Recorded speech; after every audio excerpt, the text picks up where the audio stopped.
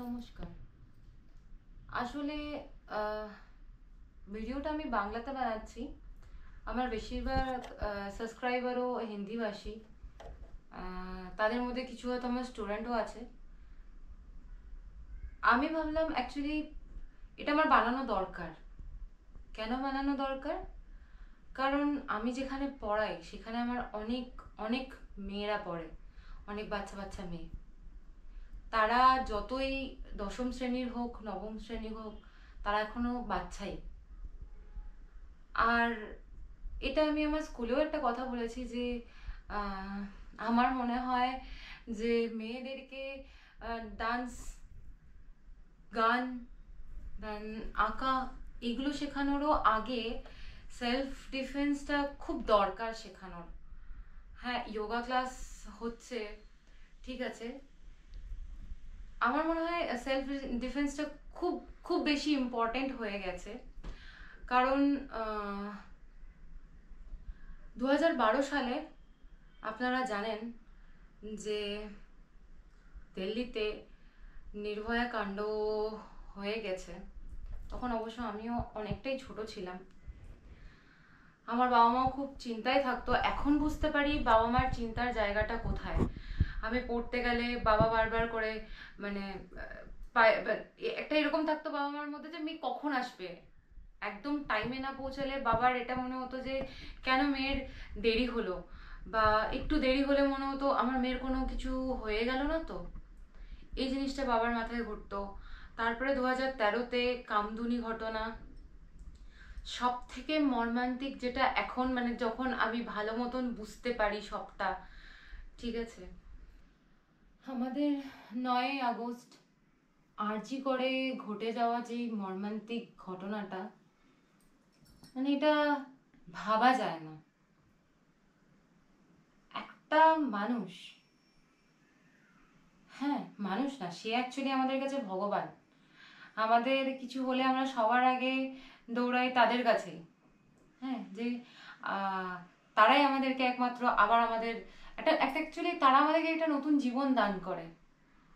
তো সেই একজন ডাক্তার, যাকে 36 ঘন্টার ডিউটির পর যখন শেষ রাতে সে একটু একটু বিশ্রাম নিতে যায়, আমরা সারাদিন স্কুলে একটু একটু কাজ করে এসে আমরা হাঁপিয়ে যাই।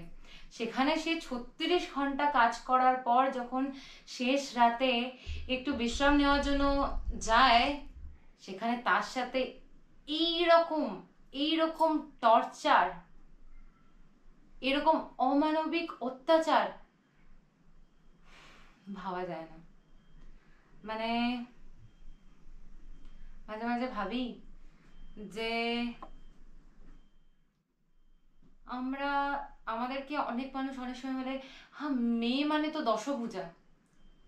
এই যে আমাদের দুর্গা পূজা আসছে, আমরা আমরা তাই দেখে এসছি না যে মা দুর্গা 10টা হাত কিভাবে অসুর নিধন করে চলেছে।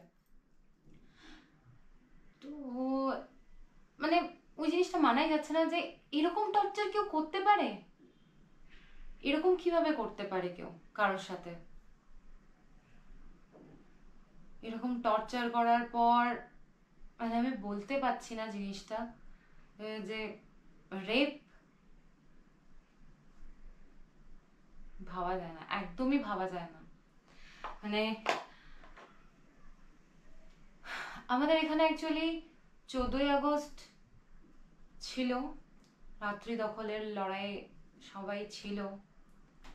পরের দিন স্কুলে অ্যাজ ইউজুয়াল আমাকে যেতেই হতো, কারণ 15 আগস্টে আমি কোনো ছুটি নিতে পারবো না। কিন্তু ওটাই ভাবছিলাম যে আদেও আমরা 78তম স্বাধীনতা দিবসে কি এসে আমরা স্বাধীন?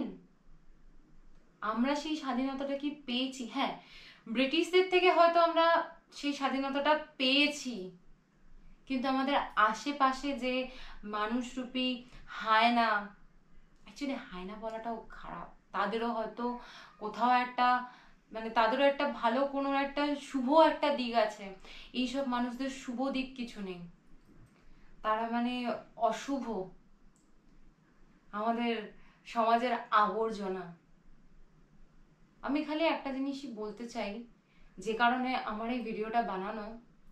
আমার মনে হয় অনেক ছোট ছোট বাচ্চা থাকে আমাদের কাছে, তাদেরকে এটা বলে কখনো বড় করবেন না যে মেয়ে মানে শান্ত হও, স্থির হও।